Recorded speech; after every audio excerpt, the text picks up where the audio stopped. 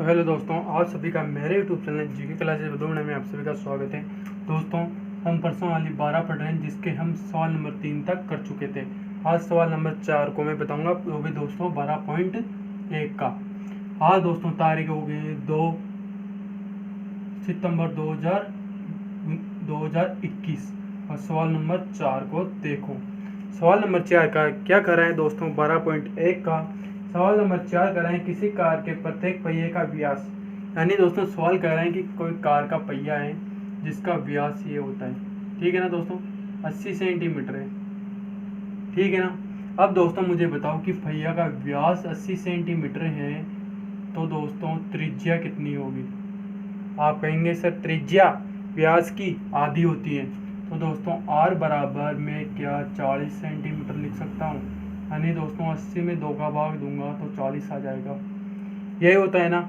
अब दोस्तों क्या कर रहा है सवाल, यदि यह कार 66 किलोमीटर प्रति घंटा की चाल से चल रही है, यानी दोस्तों जो एक कार है ना, इसकी चाल कितनी है दोस्तों, 64 किलोमीटर प्रति घंटा की चाल से चल रही है, तो 10 मिनट में प्रत्येक पहिया कितने चक्कर लगाता है।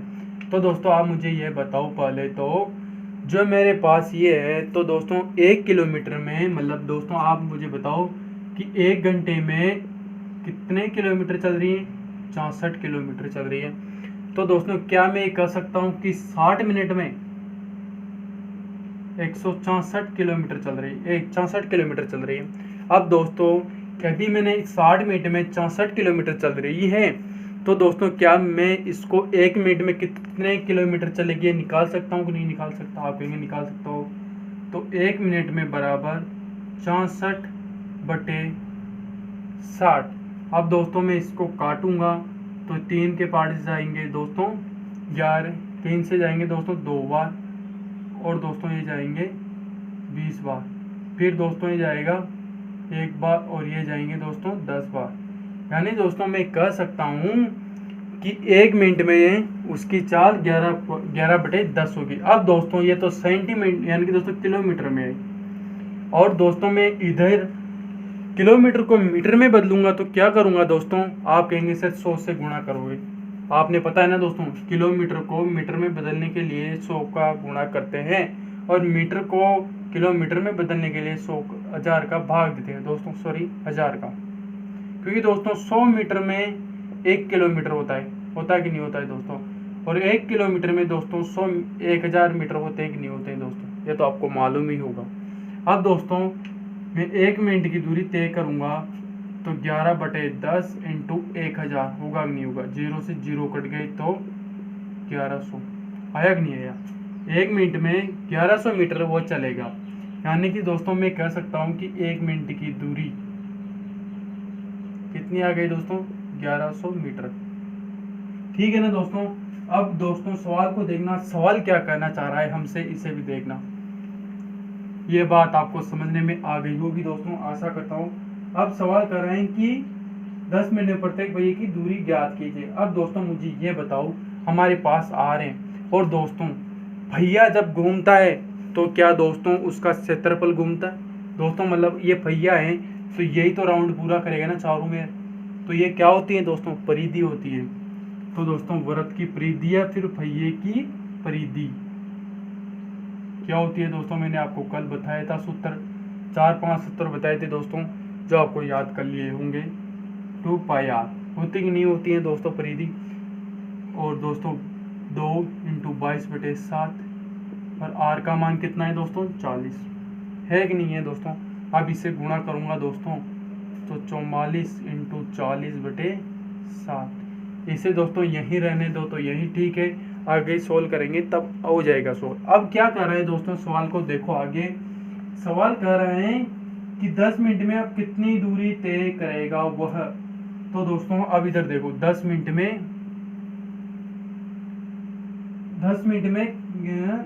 में कितने चक्कर लगाएगा, कितने चक्कर लगाएगा। तो दोस्तों मतलब आप बता सकते हो कि 10 इधर आया हमारे 10 मिनट में तय की गई दूरी, ठीक है ना दोस्तों। और 1 मिनट में तय की गई दूरी।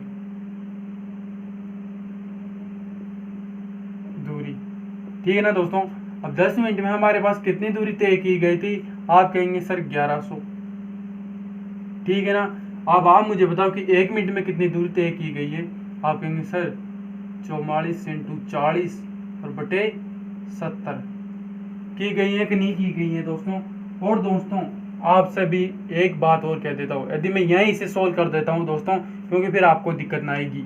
ये दोस्तों जो हमारी ये है सेंटीमीटर में त्रिज्या, और इसे मीटर में बदल, यानी कि दोस्तों मीटर में बदलने के लिए क्या करेंगे?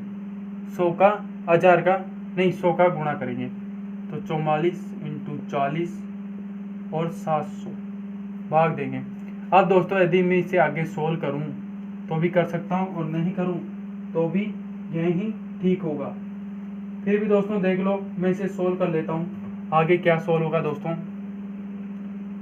0 और ये हुआ 16 का 6 और 1 17 और बटे 700।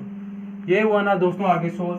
अब दोस्तों मैं इसके बाद क्या कर सकता हूँ, क्योंकि दोस्तों ये मीटर में आ चुका है अब हमारे पास। अब इसे सोल्व करते हैं। अब दोस्तों यहाँ पर डायरेक्ट मान भरते हैं कि 1760 बटे 700 दोनों मीटर में आ गए दोस्तों, क्योंकि 1100 भी हमारे मीटर में था और हमारे 1760 बटे 700 भी मीटर में आ गया। अब जो दोस्तों इसका सरिया आएगा वो भी मीटर में ही आएगा। अब दोस्तों इधर देखना, 1100 बटे में कुछ नहीं है तो 1 लिख दूं, ये उधर जाएगा तो उल्टा हो जाएगा दोस्तों। तो 700 बटे 1760 हुआ कि नहीं हुआ? 1760 होगा दोस्तों, 65 आया। अब दोस्तों इसे काटो, ये कटेगा दोस्तों 11 से तो गया दोस्तों एक बार, और दोस्तों ये 11 से कितनी बार देगा कि गाय कम 11 और फिर कितना बता दोस्तों 6 और फिर 6, यानी कि दोस्तों ये कटा है 160 बार में। अब दोस्तों यहाँ पर 100 बच गए तो 0 से तो ये 0 में काट देता हूँ। 100 ये गए इंटू 70 ये बच गए और बटे में 60 बच गए, यही बचे ना दोस्तों। अब दोस्तों मैं इसे 2 से काटता हूँ तो ये गए दोस्तों 35 बार और दोस्तों ये गए 8 बार। फिर इससे काटता हूँ 50 बार और ये 4 बार। फिर इसे काटता हूँ 2 बार और ये गए 25 बार। अब दोस्तों आप मुझे बताओ 25 × 35 बटे 2 कितने होंगे दोस्तों? आप कहेंगे सर 25 बटे 2 हमारे पास इसका आंसर क्या आएगा दोस्तों? गुणा करो दोस्तों इसका, 35 ने मैं 25 से गुणा करूंगा तो दोस्तों 25 2 ऊपर के हासिल, और दोस्तों 15 और 2 17 हो जाएंगे, और ये 10 से 1 ऊपर हासिल, 6 और 1 7 हो जाएंगे। 5 7 1 सेकंड दोस्तों, गुणे करने में दिक्कत हो गई, मैं इसे यहाँ से डायरेक्ट लिख देता हूँ। आंसर वही आएगा दोस्तों जो आप कह रहे हैं ना, वही इसका आंसर आएगा। क्योंकि दोस्तों इसको सोल्व करने के बाद देखो दोस्तों, इसको सोल्व करो, 55 25 का 5 2 ऊपर हासिल, 15 और 2 दोस्तों 17, ठीक है। और ये 10 10 का 1 ऊपर हासिल, एक साथ। 1 सेकंड दोस्तों, इधर काटने में कहीं ना कहीं गड़बड़ हो गई हमारी। इधर देखना दोस्तों, 2 बार देखना यहाँ से, क्योंकि दोस्तों जोड़ गुणा भाग में यदि गड़बड़ हो गई ना तो फिर वो गड़बड़ चलती रहेगी, ठीक है ना। मैं इसे उल्टा लिख देता हूँ, कितने दें 60, ये ठीक है दोस्तों। ये गया 1 बार और ये गया दोस्तों 6 बार, 160 तो ये आ गया और 100 यहाँ आ गया। अब दोस्तों मैं इसे काटता हूँ, आगे भी इसे सोल्व करता हूँ तो ये कैसे होगा दोस्तों। इसके लिए मैं अब क्या करता हूँ दोस्तों, ये 100 तो कटेगा दोस्तों 25 बार में 5 के पहाड़े से, इंक बीत गए जितना, मैं इसे कर लेता हूँ दोस्तों क्योंकि ये नहीं होगा था। और ये कटेगा दोस्तों 125 बार में, गया कि नहीं गया दोस्तों, क्योंकि 175 बार में गया, सॉरी दोस्तों 175 बार कटा। सोल्व करके देख लेना दोस्तों, यदि नहीं आई तो कमेंट में जरूर बता देना, क्योंकि दोस्तों 125 को जब इससे गुणा करेंगे तो 43 75, यानी कि दोस्तों 4375 बार वो चक्कर लगाएगा दोस्तों। भैया एक चक्कर लगाएगा, 4375 बार एक भैया चक्कर लगाएगा। तो दोस्तों इस सवाल ऐसे होगा दोस्तों। नेक्स्ट सवाल पढ़ो, 5वां सवाल, और वो बहुत ही इंटरेस्टिंग सवाल है दोस्तों, क्योंकि दोस्तों वो सवाल है ना आपको दिला देगा नंबर, वो 1 नंबर का आ जाएगा ना, तो बहुत मज़ा आ जाएगा आपको करने में सवाल को। क्योंकि दोस्तों अक्सर ऐसे ही सवाल परीक्षा में पूछे जाते हैं, आपकी बोर्ड परीक्षा में, जो हमारे बहुत काम के सवाल होते हैं। उस सवाल को देखो दोस्तों, क्योंकि दोस्तों वही वो एक सवाल है जो हमें अधिक नंबर दिला सकता है। ऐसे आपको घबराने की ज़रूरत तो नहीं है कि नहीं आने वाला है सवाल, आ जाएगा। वैसे ज़्यादा घबराने की ज़रूरत तो नहीं है उस सवाल में। सवाल को देखो दोस्तों कि निम्नलिखित में सही उत्तर चुनिए और उत्तर को अपेक्षित कीजिए। यदि दो वृत्त का परिमाप और क्षेत्रफल सांकेतिक रूप से बराबर हो तो उस वृत्त की त्रिज्या ज्ञात कीजिए। उसने ऑप्शन भी दे रखे हैं दोस्तों हमारे पास। 5वां सवाल देखो दोस्तों आज का। आशा करता हूं दोस्तों आपने सूत्र याद कर लिए होंगे, नहीं किए हैं दोस्तों तो सूत्रों को याद भी कर लेना। 5वां सवाल देखना दोस्तों। एक तो मार्कर दोस्तों बहुत धीरे धीरे चलने लगा है कि दोस्तों वो कह रहे हैं कि दो वृत्त दे रखे हैं जिनका परिमाप और क्षेत्रफल दोनों बराबर दे रखे हैं। यानी कि दोस्तों मैं कह सकता हूं कि वृत्त का परिमाप या परिधि भी कह सकते हो और वृत्त का क्षेत्रफल क्या दे रखे हैं दोस्तों, बराबर दे रखे हैं। तो वृत्त का परिमाप क्या होता है दोस्तों, आपने मालूम होगा तो कि 2πr होता है और क्षेत्रफल πr² होता है कि नहीं होता है दोस्तों। अब दोस्तों सवाल को देखना कैसे होगा। क्या 2 × 22/7 और r लिख दूं, कोई दिक्कत किसी को, और 22/7 r का स्क्वायर लिख दूं, कोई दिक्कत नहीं है। इसका पक्षांतर मैं उधर करूंगा दोस्तों, तो इधर r बच जाएगा और 22/7 यहाँ आ जाएगा। ये इधर भाग में तो इधर गुणे में चल जाएगा और ये 2 × 22/7 और ये r² है, ठीक है ना। इधर एक गुणे में है तो इधर किस में आएगा दोस्तों, आप कहेंगे सर भाग में आएगा, तो ये r² बराबर 7 से तो 7 कट गए, 22 से 22 कट गए, यानी दोस्तों 1/2 यही है ना दोस्तों। अब दोस्तों एक r से ये कट गया, यानी कि दोस्तों 1/r आ गया और बटे 1/2 आ गया, यही आया ना दोस्तों। अब दोस्तों इसके बारे में वज्र गुणनखंड करूंगा। वज्र गुणनखंड किसे कहते हैं कि आमने सामने संख्या को गुणा कर लेते हैं ऊपर नीचे। तो दोस्तों क्या आएगा, r बराबर 2 आएगा। यानी कि दोस्तों मैं कह सकता हूं कि इसकी त्रिज्या 2 आएगी। आएगी कि नहीं आएगी दोस्तों, आएगी ना। तो ऐसे इसकी त्रिज्या आएगी, इसे वज्र गुणनखंड कहते हैं। और दोस्तों आपको एक सूत्र मालूम हो तो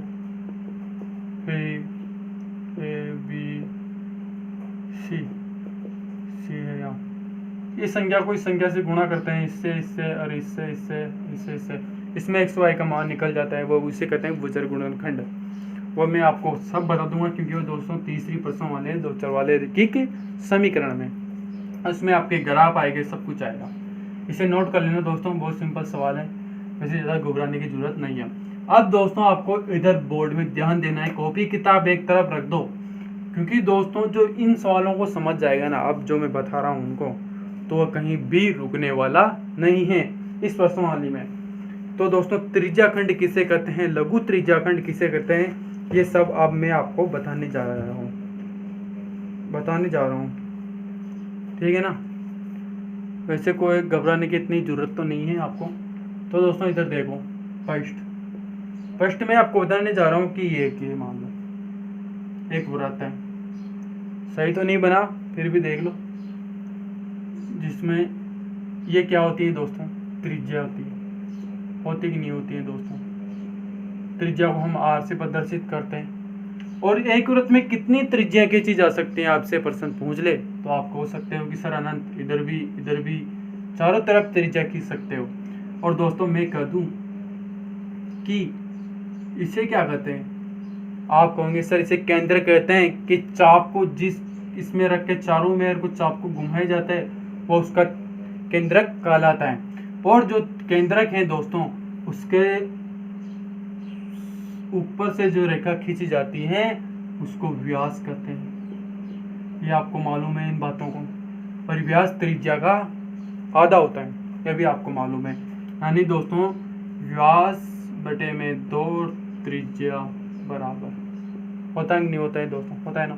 अब दोस्तों इस वृत्त के नीचे यहाँ पर मैं रेखा खींच दूं तो दोस्तों इसे कहते हैं जीवा। ये भी आपको याद होना चाहिए। और दोस्तों जीवा यहाँ भी हो सकती है, यहाँ भी हो सकती है, यहाँ भी हो सकती है, लेकिन दोस्तों यहाँ सबसे बड़ी जीवा वृत्त के केंद्र से खींची जाती है, उसे दोस्तों हम व्यास कहते हैं। इसको भी याद रखना। अब दोस्तों सवाल को देखना। अब मैं आपको क्या समझाने जा रहा हूँ, इसे अच्छी तरह से समझना। मान लो दोस्तों ये वृत्त है, अच्छा डेढ़ा बना जो बन गया है दोस्तों, और एक केंद्र से मैंने 2 त्रिज्या खींच दी, ठीक है। और दोस्तों जो ये 2 त्रिज्या खींची है, इनके बीच का कोण दोस्तों मान ला मैंने 60 मान लिया। और दोस्तों जो इनकी ये त्रिज्या है ये 7 है कि नहीं है दोस्तों, मैंने माना है। अभी समझ लो पहले सवाल को। अब दोस्तों मैं आपसे पूछूं इसे क्या कहेंगे, इसको मतलब इसको नाम दे दिया O A B, मैंने ये नाम दे दिया। अब दोस्तों मुझे आप ये बताओ A और B को क्या कहेंगे। दोस्तों आप इसे बताओ, इसे मैं कहूंगा दोस्तों लघु त्रिज्याखंड, लघु त्रिज्याखंड इसे कहेंगे, ठीक है ना, लघु त्रिज्याखंड। और दोस्तों यदि मैं इसकी बात करूं, इस वाले सिरे की, इसे कहेंगे दोस्तों दीर्घ त्रिज्याखंड, दीर्घ त्रिज्याखंड, ठीक है दोस्तों, इसे दीर्घ त्रिज्याखंड कहेंगे। अब फिर आप कहेंगे सर दीर्घ त्रिज्याखंड का तो हमारे पास यानी कि दोस्तों ये कोण ही नहीं है, तो पूरा कोण दोस्तों कितने का होता है ये, आप कहेंगे सर 360 का। और दोस्तों यदि मैं 360 में से 60 माइनस कर दूं तो दीर्घ त्रिज्याखंड का कोण आएगा नहीं आएगा, 300 आ जाएगा ना दोस्तों, 300। अब दोस्तों और देखो इधर सवाल, यदि दोस्तों मैं यहाँ से कोई रेखा खींच दूं, ये तो जीवा कहलाती है, ठीक है ना भाई, जीवा है ये तो। अब दोस्तों आप मुझे बताओ, मैं अलग चित्र बना लेता हूँ, ये वाला, ये ठीक है ना दोस्तों। अब मुझे इसमें ये बताओ इसे क्या कहेंगे, इसे कहेंगे दोस्तों लघु वृत्ताखंड, लघु वृत्तखंड, ठीक है। और इसे कहेंगे दोस्तों दीर्घ वृत्तखंड, ये कहेंगे ना दोस्तों। अब दोस्तों मैं आपसे पूछूं कि हमारे पास लघु त्रिज्याखंड का क्षेत्रफल निकालने का क्या सूत्र होता है, तो दोस्तों लघु त्रिज्याखंड को निकालने का सूत्र होता है दोस्तों थीटे बटे 360 पाई आर स्क्वायर, ठीक है ना दोस्तों। और दोस्तों यदि वह पूछ ले कि कौन थीटे वाले त्रिज्याखंड के संगत चाप की लंबाई, दोस्तों इसकी लंबाई पूछ ले वो, यदि इसकी संगत चाप की लंबाई, इसका सूत्र होता है दोस्तों थीटा बटा 360 2 पाई आर स्क्वायर। इसको भी आप 2 पाई आर ही होता है दोस्तों, इसको भी आप याद कर लेना दोस्तों, क्योंकि हमारे ऐसे ही सूत्र आगे काम आने वाले हैं। और दोस्तों आपने मालूम होगा कि वृत्त का क्षेत्रफल तो हमारे पास क्या होता है दोस्तों, पाई आर स्क्वायर होता है। और वृत्त की परिधि दोस्तों जो हमने याद की थी अभी दोस्तों, ये होती है दोस्तों 2 पाई आर। होती है कि नहीं होती है दोस्तों, मैंने आपको पूरी तरह पूरे सूत्र जो इस प्रश्नावली में काम आने वाले हैं 12.2 में, ये सबको पूरी डिटेल से बता चुका। और दोस्तों आप मुझे इसमें ये बताओ कि ये जो एक केंद्रक है, इसमें कितनी जीवाएं खींची जा सकती हैं, कमेंट में जरूर बताना दोस्तों कि केंद्रक से कितनी जीवाएं खींची जा सकती हैं। तो दोस्तों इसमें एक जीवाएं खींची जा सकती है, वो है दोस्तों अनंत जीवाएं खींची जा सकती है। अब दोस्तों हम उदाहरण की ओर बढ़ते हैं दोस्तों। उदाहरण नंबर क्या कह रहा है दोस्तों, ये तो समझने में आ गया ना, थीटा क्या होता है, थीटा 60 होता है दोस्तों। मैं सवाल करके बता देता हूँ आपको भी ये कैसे होगा दोस्तों, फिर अगले सवाल करने में आपको दिक्कत नहीं आने वाली है। जैसे दोस्तों मेरे से पूछ ले कि त्रिज्याखंड दोस्तों ओ ए बी और यहाँ कुछ भी नाम दे दो दोस्तों, पी दे दो, पी का क्षेत्रफल। तो दोस्तों मैंने आपको बताया था थीटा बटा 360 पाई आर स्क्वायर। अब दोस्तों आप मुझे इसमें ये बताओ थीटा का मान कितना दे रखा है। आप कहोगे सर थीटा का मान हमने 60 दे रखा है और 360 पाई 22/7 और आर का क्या दे रखा है दोस्तों, आर दे रखा है दोस्तों 7 × 7। 7 से 7 कट गया है दोस्तों, और इससे ये कितनी बार गया है दोस्तों, 6 का 36, और दोस्तों ये 3 बार और ये 11 बार। यानी कि दोस्तों मैं कह सकता हूँ कि 73। अब इसे भाग दूंगा दोस्तों तो 2 बार में 6 गया 17 और 4 × 3 12, फिर कितना बचा दोस्तों, 3 बच गया, और 30 में मैं भाग दूंगा 10 बार चला जाएगा। 3 बच गया ना, एक सेकंड कितनी बार जाएगा, 2 बार तो ये गया 6, फिर हो गया 17 15 में 15 आएगा यहाँ, 2 बार में गया 16, और फिर 15 में कितनी बार जाएगा, 3 का पारा 15 पंचे 3 बार, 5 बार में 25, और फिर 2 बच गया, फिर पॉइंट आ जाएगी, फिर 20 आ जाएगा, और 36 18, और फिर दोस्तों वही 2 बचेंगे, फिर 6 बार जाएगा। यानी कि दोस्तों मैं कह सकता हूँ कि 25.66। यानी कि दोस्तों इसके ऊपर यदि मैं ये से लगा दूँ तो इसे बार कहते हैं। यानी कि दोस्तों रिपीट हो रही है वो संख्या हमारे रिपीट हो रही है, इसका मतलब बार होता है। ऐसे ही दोस्तों इसके सवालों के आंसर आने वाले हैं। इसका पूछ ले दोस्तों वह, तो हम इसमें 360 में से थीटा माइनस कर देंगे तो 300 आ जाएगा हमारे पास आंसर। आएगा कि नहीं आएगा दोस्तों। इसको ऐसे करते हैं, इस सवाल को देख लेते हो। आगे बहुत सवाल आने वाले हैं दोस्तों, किधर घबराने की जरूरत नहीं है वैसे। और दोस्तों यदि आपको मैं बता देता हूँ, अभी एक हमारे वैज्ञानिक हुए थे जिसका नाम था अल्बर्ट आइंस्टाइन। कौन कौन जानता है दोस्तों अल्बर्ट आइंस्टाइन को। आपसे दोस्तों मैं पूछ लूँ कि पाई का मान क्या होता है। बहुत बच्चे बोलेंगे सर 22/7 होता है और 3.14 होता है, ये बोलोगे ना, अधिकतर बच्चे ये बोलोगे ना कि 3.14 होता है। लेकिन दोस्तों मैं आपको बता दूं, एक कहानी होती है अल्बर्ट आइंस्टाइन की, जो एक किताब मैं बताऊं, ये तो नहीं है दोस्तों, अभी है नहीं दोस्तों वो मेरे पास, लेकिन दोस्तों मैं कभी ना कभी आपको बता दूंगा। इसके बाद दोस्तों यदि मैं आपसे पूछ लूं कि अल्बर्ट आइंस्टाइन का जन्म कब हुआ था, कमेंट में बताना दोस्तों अल्बर्ट आइंस्टाइन का जन्म कब हुआ था। मैं आपको नहीं बताने वाला, ठीक है ना।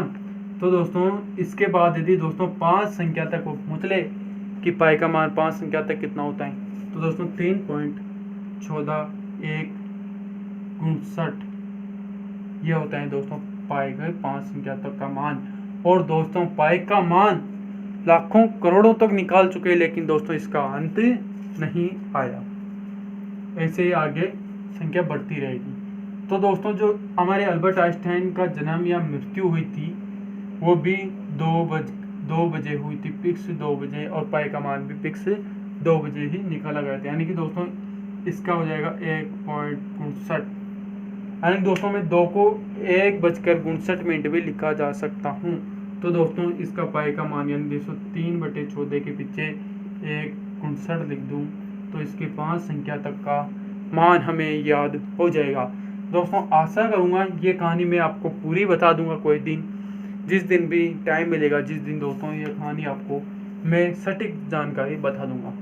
अब दोस्तों हम उदाहरण नंबर की ओर बढ़ते हैं। दोस्तों उदाहरण नंबर हमारे क्या कह रहे हैं। दोस्तों वीडियो अच्छी लगे तो कमेंट जरूर बताना, कमेंट में कैसी लगती है वीडियो वो भी आपको जवाब देना है। तो दोस्तों उदाहरण नंबर कौन सा आएगा, अब हमारे उदाहरण नंबर 2 आएगा। दोस्तों उदाहरण नंबर 2 क्या कर रहे हैं दोस्तों, इसे भी देख लो।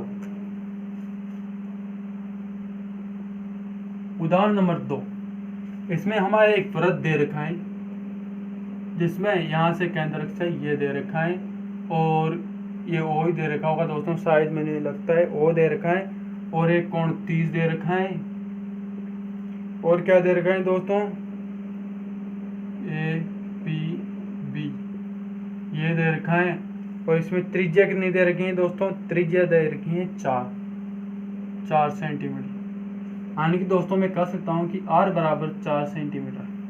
सवाल को पढ़ो। त्रिज्या 4 सेंटीमीटर वाले एक वृत्त त्रिज्याखंड का क्षेत्रफल ज्ञात कीजिए।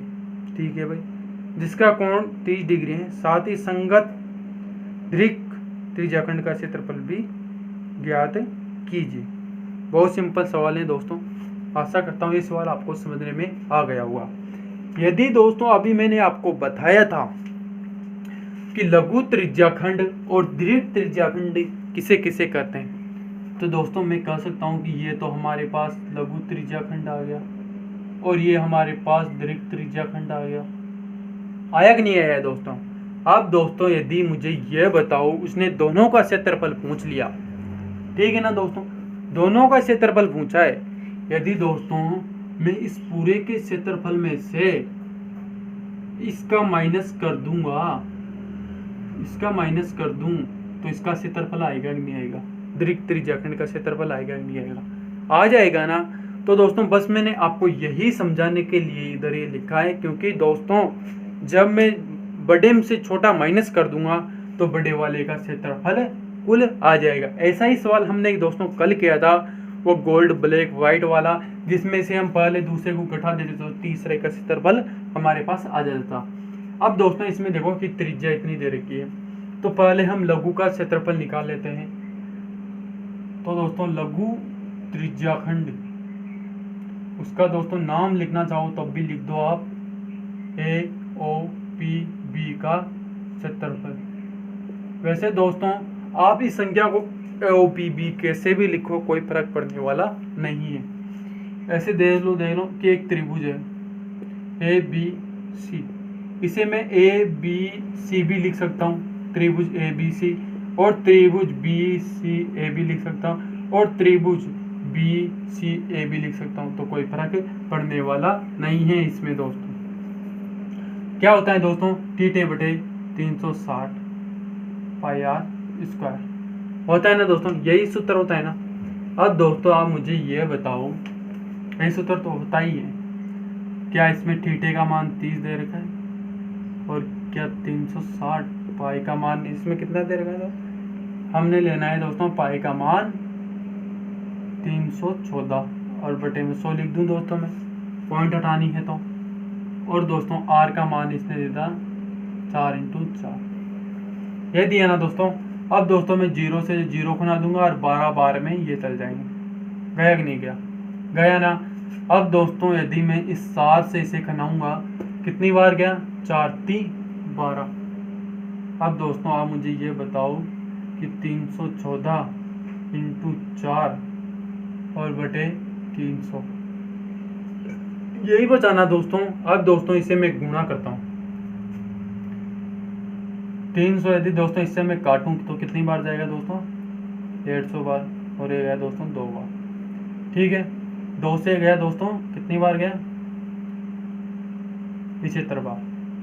ठीक है, 314 में मैं 75 का भाग दूं तो कितना आएगा दोस्तों हमारे पास? 314 में मैं 75 का भाग दूंगा दोस्तों तो कितना आएगा? मैं कह सकता हूं दोस्तों कि 75 में मैं 300 का भाग दूं तो 4.19 सेंटीमीटर स्क्वायर आ जाएगा। भाग दे के देख लेना दोस्तों, यही आएगा 4.19 सेंटीमीटर। अब दोस्तों आप मुझे ये बताओ, ये तो लिख लिया होगा ना, यहाँ तो कोई दिक्कत है नहीं।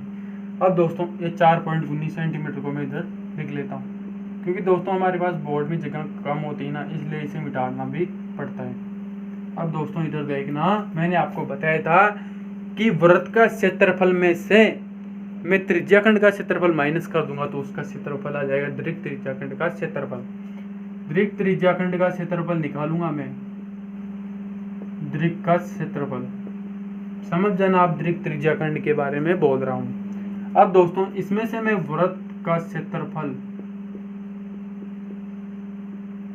में से माइनस करूं लघु त्रिज्याखंड का क्षेत्रफल, ठीक है ना, यह माइनस करूंगा तो दीर्घ त्रिज्याखंड का क्षेत्रफल आ जाएगा।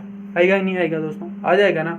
अब दोस्तों इधर देखना, वृत्त का क्षेत्रफल निकालते हैं पाई आर स्क्वायर और माइनस लघु त्रिज्याखंड का क्षेत्रफल कितना है 19 सेंटीमीटर, बाद में लगा लेंगे दोस्तों। तो दोस्तों क्या 22 हमारे तो पॉइंटों में दे रखा है ना आंसर कि 3.14 इंटू आर माइनस 4. इसे गुणा करूँगा दोस्तों तो ये हो जाएगा दोस्तों 16 माइनस 4.19। अब दोस्तों इस 16 को मैं इससे गुणा करूँगा तो कितना आएगा दोस्तों, 16 को जब मैं इससे गुणा करूँगा तो ये आएंगे दोस्तों 46.05। ये आया दोस्तों 46.05 माइनस 4.19, ये आया दोस्तों। अब दोस्तों मैं इसमें से ये माइनस करूँगा, मैंने आपको प्लस माइनस करना भी बहुत सिखाए हैं दोस्तों, हद से ज़्यादा प्लस माइनस करना सिखाए हैं। तो कितना आ जाएगा दोस्तों यदि मैं इसमें से ये माइनस करूँगा तो कितना आएगा दोस्तों, ये तो आपको मालूम ही होगा। एक सेकंड दोस्तों, इसे गुणा करने पर कितना आएगा हमारे पास, इसे गुणा करके देखो एक सेकंड दोस्तों। यदि मैं इसको 16 से गुणा करूँगा 64 का दोस्तों 4 6 ऊपर हासिल 16 6 22 का 2 1 2 ऊपर हासिल और 16 48 से 2 कितने होते हैं दोस्तों 50 और 50 ये आया दोस्तों 50.24 आया। इसमें से मैं माइनस करूँ 4.19 को तो कितना आएगा दोस्तों, ये आएगा दोस्तों हमारे पास 14 में से 9 जाएंगे तो कितने बचेंगे दोस्तों, आप कहेंगे सर 5 बचेंगे, 5 ही बचेंगे ना। 14 में से 9 गए तो एक में से एक गया तो दोस्तों 0 बच गया, पॉइंट की जगह पॉइंट आ गया दोस्तों। और फिर 50 में से 4 जाएंगे तो कितने बचेंगे 46 सेंटीमीटर स्क्वायर। आया कि नहीं आया दोस्तों, ये विधि से हमारा इसका आंसर आया कि नहीं आया। और दोस्तों उदाहरण में इतनी बड़ी विधि दे रखी है जिसका कोई जवाब नहीं है। इसमें दोस्तों सिंपल विधि तो नहीं दे रखे हैं, वैसे इसे सिंपल भी आप कह सकते हो, इतनी कठिन विधि भी नहीं है। इसमें क्या किया दोस्तों, मैंने जैसे आपको बताया था कि 360 में से थीटा माइनस करेंगे तो दीर्घ त्रिज्याखंड का क्षेत्रफल आ जाएगा और ये पाई आर स्क्वायर चल ही रहा है, ठीक है। तो इसमें आ गया दोस्तों 300 बटे 600, ये कटा दोस्तों 0 से तो 0 कट गए, 30 से ये कटा दोस्तों 10 बार ये कट गया और ये कितनी बार कटा 12, यानी कि दोस्तों 5 बार 6 बार 6 बटे 5 आ गया और 3.2 आ गया और एक 4 इंटू 4 आएगा। इसे सोल्व करेंगे तब भी वही आंसर आने वाला है, वैसे कोई घबराने की इसमें इतनी ज़रूरत नहीं है, क्योंकि दोस्तों जो यही सवाल होगा वह इसी भी तरीके से हो सकता है और ये वाला तरीका भी हो सकता है। लेकिन दोस्तों आप इसमें कंफ्यूज हो सकते हो कि 360 में से माइनस करें, या फिर दोस्तों आप इसमें यह भी कंफ्यूज हो सकते हो कि इस सूत्र को फिर याद करना पड़ेगा, क्या फिर 2 सूत्र याद करने पड़ेंगे क्या मेरे को। तो दोस्तों नहीं, इस सूत्र को भूल जाओ। जैसे हमने वृत्त का क्षेत्रफल का सूत्र याद किया था, 10वीं का सिलेबस है दोस्तों, इतने सूत्र याद करोगे तो फिर कैसे बढ़ोगे आगे, क्योंकि दोस्तों हमने ट्रिक के साथ चलना है। जब एग्जाम में आप कंपटीशन की तैयारी करोगे ना तो वहाँ सूत्र याद करने कोई नहीं बैठता, वहाँ पर बस ट्रिक चलती है कि 2 को 2 जोड़ेंगे तो 4 आ गया, बस ट्रिक चलती है दोस्तों। बाकी सब कुछ आप इसमें देखो, इस सूत्र को याद करने बैठोगे तो आपको बेसिक सा सवाल है यार दोस्तों कि यार मैं 360 में से 60 घटाऊंगा तो मेरे पास इस चीज़ का मान आ जाएगा, आएगा कि नहीं आएगा। और यानी कि दोस्तों मैं 360 में से मैं 30 माइनस करूंगा तो 330 आएगा ही नहीं आएगा, आएगा ना। यहाँ 330 करना दोस्त, 330 आएगा कि नहीं आएगा। अरे फिर 330 आ गया तो मैं इसका भी तो क्षेत्रफल निकाल सकता हूँ कि नहीं निकाल सकता। बेसिक सवाल है दोस्तों, इसमें आप कंफ्यूज हो गए तो फिर आपको क्या करेंगे। आप 10वीं क्लास में पढ़ रहे हो यार दोस्तों, ऐसा नहीं करना आपको। अब दोस्तों मैं सवाल नंबर उदाहरण नंबर यानी कि दोस्तों उदाहरण नंबर कितना आएगा, तीसरे की ओर बढ़ूंगा। सवाल नंबर तीसरा क्या कह रहा है दोस्तों, सवाल नंबर दोस्तों तीसरा 2 विधियों से हो सकता है, एक तो जो सिंपल हो और एक कठिन हो। आप बताओ तो मैं सिंपल वाली बता दूं और आप कहो तो मैं कठिन वाली भी बता दूं। बस दोस्तों उसमें एक लफड़ा पड़ेगा आपको। भाई इसमें साइन कोस का मान तो आपने जैसे भी याद करना पड़ेगा। परसों वाली 7 पढ़ोगे जब त्रिकोणमिति, उसमें साइन थीटा कोस थीटा सब याद करना पड़ेगा आपको, तभी ये परसों वाली आने वाली है आपको, नहीं तो परसों वाली आने वाली नहीं है। तो इसलिए दोस्तों मैं कह रहा हूँ साइन कोस का मान आपको याद करना पड़ेगा, थोड़ी बहुत सारणी तो आपको याद करनी ही पड़ेगी, तब ये सवाल होगा उसमें से। और दोस्तों मेरा जो तरीका है ना उसमें सिर्फ आपको साइन 60 का ही मान याद करना पड़ेगा, और जो कितना होता है दोस्तों अंडर रूट के 3/2। और जो दोस्तों ये इस सवाल की विधि से कर रहा है ना किताब में, उसमें आपको cos 60 का भी मान याद करना पड़ेगा जो 1/2 होता ही नहीं होता दोस्तों। मैंने आपको बता दूं कि इसका मान ये होता है कि नहीं होता है। इसको दोस्तों साइन थीटा की जो परसों वाली होती हैं, ये सबको मैं आपको जो थीटा का मान है 0, 30, 45, 60, 90, इन सब का मैं मान करने याद करने की है दोस्तों, मान याद करने की ट्रिक बता दूंगा। वैसे आपको कोई घबराने की जरूरत नहीं है। और दोस्तों इससे वो कर्ण होता है इसे लाल बटे का, ये एक ट्रिक होती है जिसका कि साइन कोस टेल, साइन का ये होगा ये होगा ये होगा, यानी कि दोस्तों कर्ण का मतलब एल का मतलब कर्ण होता है, के एल का मतलब लंब होता है दोस्तों, लंब, ए का मतलब आधार होता है, और क्या बता के का मतलब कर्ण होता है। ये आपको याद रखना है दोस्तों। ये सब मैं आपको त्रिकोणमिति में बता दूंगा, कोई ऐसे घबराने की जरूरत तो नहीं है इस सवालों में। ये सवाल दोस्तों उदाहरण नंबर में 3 कल बता दूंगा, क्योंकि दोस्तों आज का टाइम हो चुका, मुझे रीजनिंग की क्लास भी लेनी है इसलिए। तो दोस्तों फिर कल मिलते हैं कुछ उदाहरणों के साथ। जो तीसरा उदाहरण है उसे कल करेंगे दोस्तों। तब तक के लिए दोस्तों वंदे मातरम। और दोस्तों वीडियो को लाइक और शेयर दोस्तों, सब्सक्राइब चैनल को जरूर करें। तब तक के लिए दोस्तों वंदे मातरम।